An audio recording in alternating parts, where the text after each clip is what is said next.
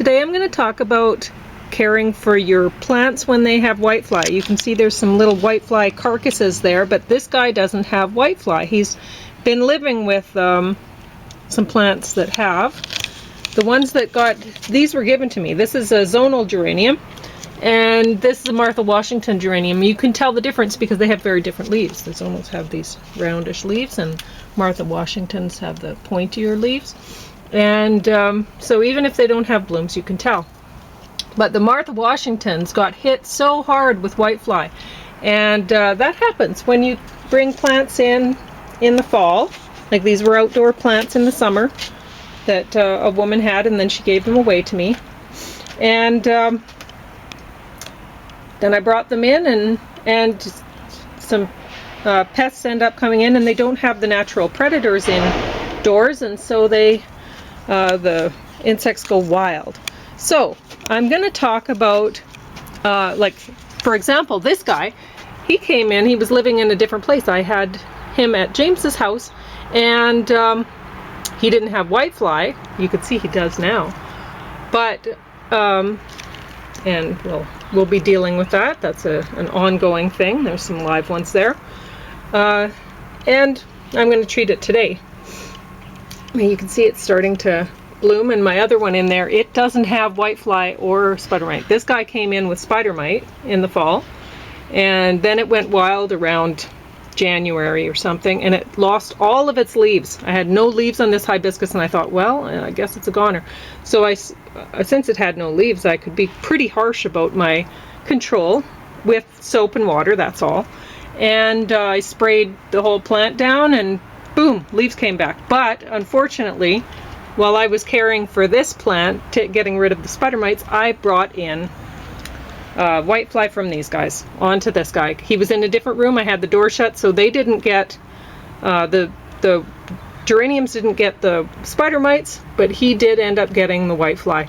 So now I have to treat for whitefly on this guy too. Whereas that guy in the window there, I don't know if you can see him, I have him all surrounded by, and well, I can show you. I have there's the dracaena in the bottom, and then there's the hibiscus, and it has flower buds on it too. And I have it all surrounded by curtain. So even though it was in the same room with the plants that got whitefly, it has neither somehow. So, but I'm going to talk about fertilizer and how when you, this time of year, your flowers are coming out, your leaves are coming out. If you bring the plants indoors, you probably noticed that that's a little bit too low. You probably noticed that. You probably noticed that when you fertilize, all of a sudden you get more pests. If you're controlling pests, all of a sudden you get more pests on your plant, and you weren't noticing it earlier in the year, and you think, oh, I should just throw them all out. Well, these guys have no pests in it. I think it's probably because their leaves are fuzzy, but I don't know. But nothing. They were growing right beside these guys. Nothing. Some dead corpses on them, that's all. It's amazing. I don't understand it really, but from here on in, I'd pick zonals every time over Martha Washington, because wow, didn't have any problem with them. But anyway, I didn't know this for a long time, and then I was a certified arborist with ISA, the International Society of Arboriculture, for I don't know, about 15 years or something. It was over a decade. Anyway, so they give out these magazines when you're a member, and even if you're not a member, sometimes you work at cities or something, and then they have these magazines that you can look through that ISA puts out, and they have all sorts of studies that they've done. And one study that I came across was talking about fertilizer and how when you fertilize, they were talking about trees, but I had noticed this with the plants. And there's whitefly right now. Squish. I'd noticed this with the indoor plants that I kept, that if you fertilize a tree, then all of a sudden it is really susceptible to insect pests. So that's important. If you know that you have a tree that one type of insect comes out to attack it at a certain time, you don't want to be putting that tree under lowering its defenses against that pest at that time. So you want to time your fertilizer administrations at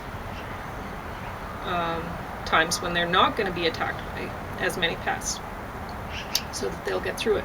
Because you might be fertilizing, you think, oh, I'm doing a really great job helping my plant out, but it'll lower the defenses. Because how fertilizer, it gives you a big shot of nutrients at one time. And so in the summer months, when it's hot, you're probably fertilizing every 2 weeks. And when it's not so hot, then you fertilize once a month.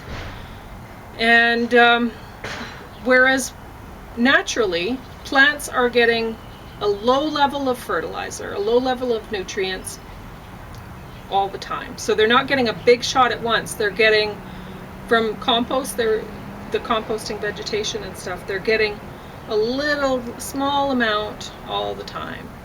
So I don't know if it's better to try using your fertilizer, go really, really weak and just give it give it a sprinkle every day or whatever, spray it. You could spray it on the leaves at a really weak level. I don't know. But, or to compost, but I didn't have compost ready to go into these guys, and I didn't feel like transplanting or anything like that. So, I mean, this year my gardening, I'll show you my little garden center at some point. It's in the porch right now. But I might have to check the weather and bring some of the plants inside. Because different plants, if you look them up, can tolerate different low temperatures than others. So that's good to keep in mind too. You don't have to necessarily bring every plant in from your porch. But in any case, what I'm going to show you, I'm trialing another kind of soap with water. You just put like if you run out of shampoo in a container, you can just put water and you have a good mixture. And with this guy, I won't be able to turn him upside down, but this guy I should be able to, because if you look at the whiteflies, they're on the bottom of the leaves. So if I spray with it upright, well, that's not going to do as well, right? So if I go like this,